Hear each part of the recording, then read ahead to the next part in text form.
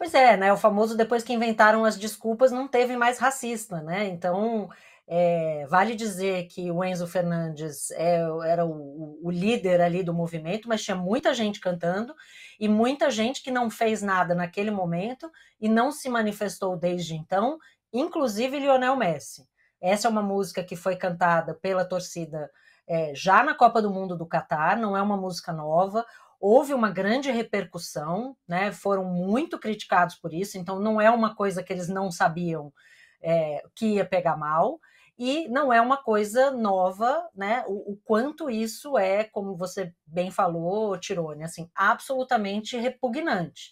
E essa música, ela é uma música que ataca o pertencimento desses jogadores, né? E há um racismo muito claro, porque os jogadores argentinos, muitos deles também são de origem de imigrantes, de italianos, né, de espanhóis. Na própria França, você tem o Griezmann, cujo pai é alemão, né? A questão do pertencimento, ela é colocada apenas para os jogadores negros. Então, se um jogador tem uma origem africana, ele deixa de ser francês, né? O Fofaná, todos os 5 jogadores franceses com quem o Enzo Fernandes joga no Chelsea, 5, eles não são africanos, eles são franceses. Eles podem ser franceses de origem africana, assim como tem franceses de origem de vários outros lugares. Questionar o pertencimento apenas dos jogadores negros é um nível de racismo que precisa ser compreendido com urgência. Não é um jogador argentino que vai determinar quem é francês ou quem não é. Né? Então, isso é de uma violência muito grande, né? Além de ter um conteúdo também transfóbico em relação ao Mbappé, e me surpreende muito, né? Não me surpreende que eles sejam racistas, infelizmente, eu gostaria que surpreendesse, mas não é o caso, mas me surpreende o nível de conforto de continuar fazendo essas coisas em público, achar que vai fazer um postzinho ridículo no Instagram dizendo, num momento de euforia escapou, mas realmente eu não sou, né, preconceituoso, e achar que isso vai ser suficiente. Não pode ser suficiente, precisa haver uma punição severa para esse tipo de comportamento, e a nota do Chelsea me deixa um pouco preocupada, né? Porque o nosso jogador pediu desculpas e vamos aqui investigar, né? E eu espero que crie-se um clima de muito desconforto quando esses jogadores retornarem às suas equipes, onde eles vão, né, confrontar ou enfrentar esses jogadores que eles ofenderam de maneira tão vil. Né? Então, assim, e eu vou dizer novamente, gente, porque comete-se muito esse erro, inclusive na imprensa, de se referir a esses jogadores como africanos, quando a gente não faz isso com jogadores de origem de outros lugares. Tem muitos jogadores de origem, filhos de imigrantes, né, em todos os países do mundo. Mas aí a gente destaca como se eles não fossem pertencentes àquele país que eles estão representando, né, pela sua origem. Então é muito importante a gente ressaltar isso. Esses jogadores são franceses, têm a sua origem em outros lugares, em outros países, têm histórias muito bonitas, né? Assim como tem gente de todos os lugares. Mas esse pertencimento só é questionado em relação aos jogadores negros. Né? O Zidane dizia que quando ele vencia ele era francês, quando ele perdia ele era argelino. Mas mesmo ele, pelo fato de ser branco, de ter a pele clara, não era questionado da mesma forma que esses jogadores. Então, assim, é preciso entender o quanto o racismo recreativo é nocivo. Não é porque tem gente que acha engraçado e não é porque é tratado como piada e canto de vitória que não importa. É racismo, e esse tipo de coisa, esse uso do racismo faz com que ele se torne mais aceitável por ser só piada, né, gente? Afinal, a gente estava ali só comemorando, a gente não quis ofender ninguém, não. Né? É racismo e é muito grave. Eu espero que o Enzo Fernandes e todos eles que estavam ali sejam punidos e que haja uma cobrança, inclusive, né, do grande Lionel Messi, para que se posicione finalmente sobre esse tipo de coisa e não fique ali sentado quietinho como se não tivesse nada a ver com isso. Olha, vou passar a bola para o Casagrande, só antes de falar aqui, registrar a mensagem aqui do Paulo Ricardo Lázaro, que fala: "Isso é o que os brancos fazem quando não tem ninguém vendo". Ô Paulo, não sei com que tipo de branco que você anda aí, talvez esse seja o problema, as pessoas que você se relaciona, porque aqui nesse programa ninguém está passando pano para isso não. E talvez sejam os seus amigos brancos que sejam assim, você, trate deles. E o George falou: a Conmebol também tem culpa nisso, porque não combate o racismo de forma eficaz. De fato, tem lá a plaquinha lá atrás, não, somos contra o racismo, mas agir mesmo, quando acontece isso toda hora, na Libertadores, por exemplo, com cantos racistas para lá e para cá, e aí é multinha de $5.000, não, não sei o que e tal, e não acontece nada. Isso, quanto a isso, eu concordo com você, George. Casão, suas palavras sobre essa questão abjeta. Aliás, só abrir mais um parênteses rápido.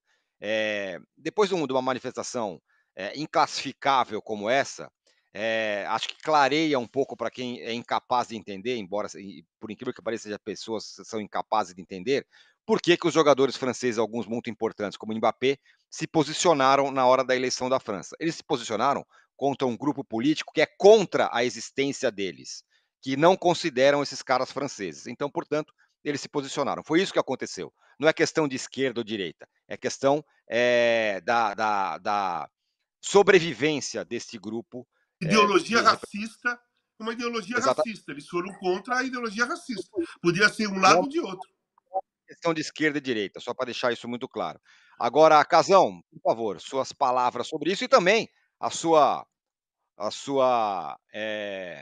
pérola do rock, para a gente acabar em alto astral. Tá, então é o seguinte, primeiro, então não vou me prolongar nisso, porque a Alicia definiu muito bem essa parte dos argentinos. A culpa é da FIFA, a culpa é da Conmebol, a culpa é da UEFA, a culpa é de todas as confederações que existem no planeta que não tratam essa agressão racista, transfóbica, homofóbica, de uma forma clara e incisiva. Passam um pano, deixam para lá. Eu acho que a Inglaterra é o país que melhor cuida dessas situações, principalmente de agressões físicas, violência contra a mulher, estupro e tudo mais, e mesmo assim ela falha em muitas coisas, como já falhou com alguns jogadores que foram absolvidos com 8 acusações de estupros, né? Enfim, mas tem uma coisa pior. Então, não é pior, tão ruim quanto. Os torcedores espanhóis receberam a seleção espanhola campeã da Europa e cantaram uma música racista para o Lamine Yamal. Racista por ele ser de origem marroquina, né? Então a música é Lamine Yamal come Ramon, porque um muçulmano não come carne de porco, né? E essa torcida, esse grupo que foi gravado, que está na internet, inclusive no UOL, mostrando, cantando essa música com toda a força pro Lamine Yamal, que estava ali em cima do caminhão de bombeiro, ou sei lá o quê, porque aparece a torcida olhando para cima e cantando essa música, que na cabeça deles talvez seja uma homenagem ao Lamine Yamal, como quem diz que nós estamos aceitando ele como espanhol, mas porque ele come Ramon, né? Porque se ele não comesse Ramon, ele seria marroquino.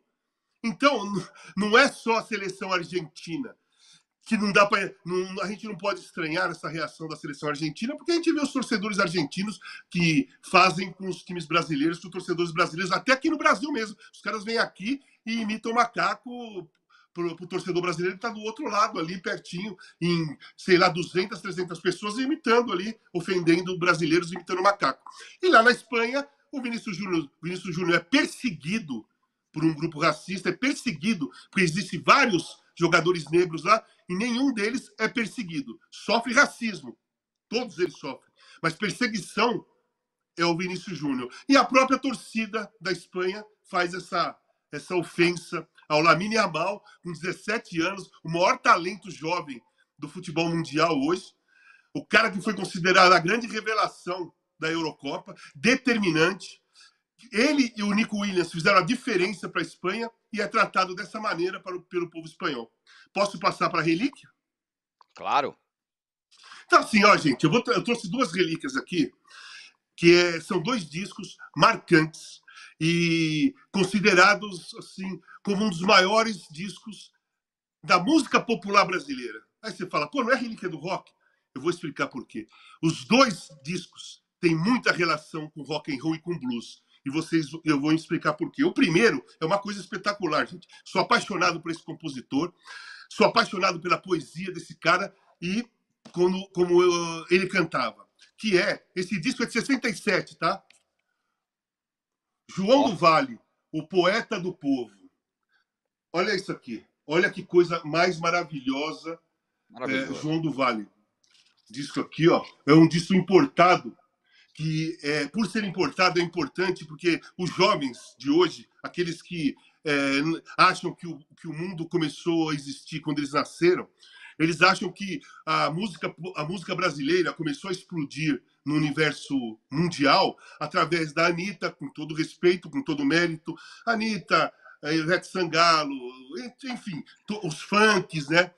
Os raps também, todos eles muito talentosos, mas não foi ali que a música explodiu. Já lá atrás, a música popular brasileira explodia no mundo, só que não tinha internet, não tinha visibilidade, não tinha nada, as pessoas pouco sabiam. Poucas pessoas sabem que os Novos Baianos é uma referência para o rock psicodélico na Europa e nos Estados Unidos, como os Mutantes, como Sepultura, que é heavy metal, que explode na Europa e no Japão. Enfim, João do Vale, a voz do povo, o poeta do povo, é um dos melhores discos de música brasileira da história.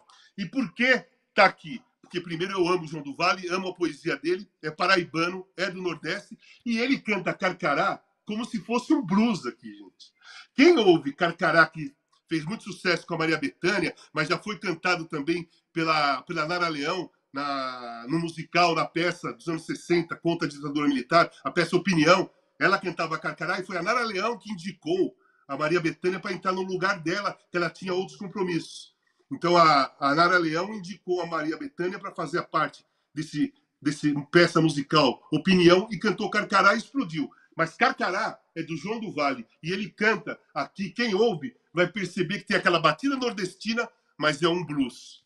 Então, João do Vale, o disco está aqui, ó, só para mostrar o disco, é aquele disco pesado ainda, bem pesadão. Muito legal. Aqui, 1967, João do Vale. E o outro é um disco de outro cara nordestino que eu sou apaixonado também. Inclusive, cantei com ele no Circo Voador, lá no México, durante a Copa do Mundo, numa folga. Bom, estou falando de Alceu Valença, gente. Alceu Valença. Esse disco aqui é Espelho Cristalino, de 1976. Esse disco aqui é o disco mais psicodélico do Alceu Valença, porque é um dos primeiros. Ele teve um em 72, um em 74, e ele tinha o pé enfiado totalmente no rock progressivo e psicodélico dos anos 60 e dos anos 70.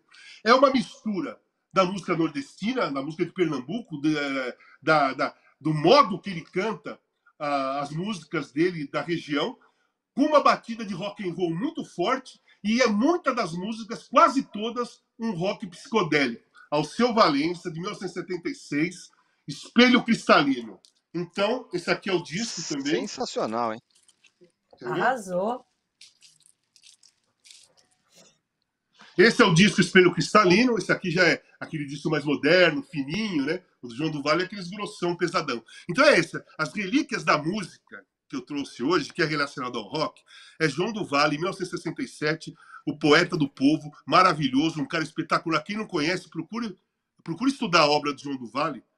Eu vi um show do João do Vale com Chico Buarque, em 1982, eles cantando Carcará. A música Carcará ela é tão espetacular que com a Nara Leão fica sensacional. Com a Maria Bethânia ficou para a história. Com o João do Vale e Chico Buarque é espetacular. E o Alceu Valença, Espelho Cristalino, rock psicodélico, rock progressivo e rock and roll misturado com a música nordestina. É isso aí. Sensacional, Casão. Muito bem, sensacional. Alceu Valença e João do Vale, dois gênios da raça rock e música brasileira misturados. Sensacional. Casão, muito obrigado mais uma vez. Quarta-feira tem mais Relíquia do Rock. Alícia, muito obrigado mais uma vez. Aliás, recortem esse trecho da Alícia sobre o racismo, é daqueles para guardar. E toda vez que você tiver alguma dúvida, você vai lá e recupera, porque é brilhante. Valeu, Casão. Valeu, Alice. Obrigado a todo mundo. A gente volta amanhã. Beijos. Tchau. Beijo.